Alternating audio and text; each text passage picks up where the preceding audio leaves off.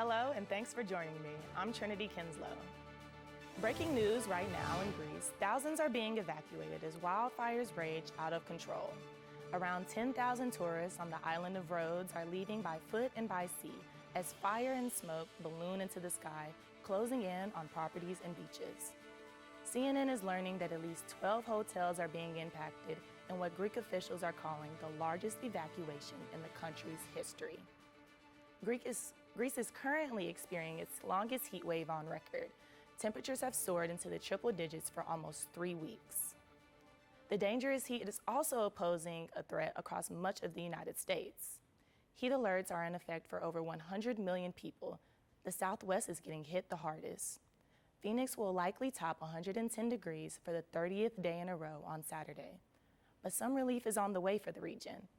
Next week, the heat dome moves eastward, allowing for high temperatures in the desert Southwest to finally ease near normal. That's good news for the Southwest, but a time to prepare for the Northeast. States in the region are expected to reach temperatures in the upper 90s this week. New York Mayor Eric Adams has announced cooling centers will be open, and public pools are extending their hours. Tensions are rising between Atlanta Police Department and local activists over a planned police training center, but efforts of action have moved from the streets to Atlanta legislation. A week of action was hosted by city organizers in efforts to collect 75,000 signatures of residents condemning the construction of a new police training facility. The nationally known training development has been dubbed Cop City. If all 75,000 signatures are acquired, the decision on the development will be brought to a referendum in next year's election. As the Stop Cop City petition deadline nears, judicial and governmental support of activist efforts continue to grow. I hope that everyone joins us in voting no, but whatever happens today, I'm not walking away. You have me committed 1,000%. These same resources are put into eradicating poverty, then we prevent crime from happening in the first place. A 14-hour city council meeting deciding the financial resources available to the project attracted Atlanta residents from far and wide.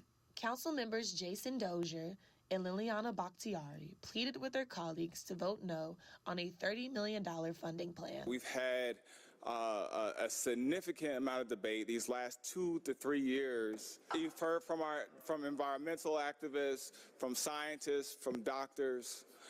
But I believe we're ready to take this vote today, and I want to vote no today. Despite their pleads and hours of public dissent, the financial plan was approved with a vote of 11-4. Days prior to the council meeting on July 1st, Atlanta Police Department reported the vandalism and arson of police vehicles located at the current training facility. This is not the first incident of vandalism and violence from either side. In May of 2022, police stationed at the development site were attacked by protesters with rocks and a Molotov cocktail. This incident resulted in the arrest of 25 protesters, all charged with domestic terrorism. On January 28th, Venezuelan activist Manuel Baez-Terán, also known as Tortuguita, was shot over 50 times during an altercation with a Georgia State Patrol trooper. The officer was wounded during a raid of the Stop Cop City encampment, which ultimately resulted in Terán's death. An ongoing investigation is being conducted by the DeKalb County District Attorney's Office.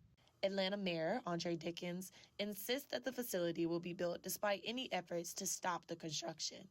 He ensures that his administration is committed to preserving community services and green space in the city of Atlanta.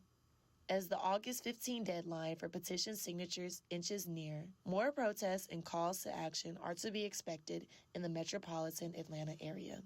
Trinity Kinslow for CNN Atlanta. Gloria Johnson, a Democrat known as one of the Tennessee Three, is considering running against Republican Senator Marsha Blackburn in the 2024 general election.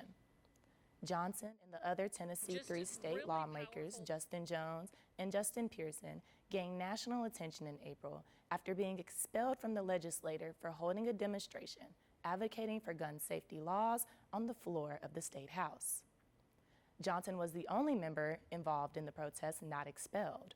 Jones and Pearson were recently re-elected into the Tennessee State House, and they have continued to work with Johnson to curtail gun violence in the state.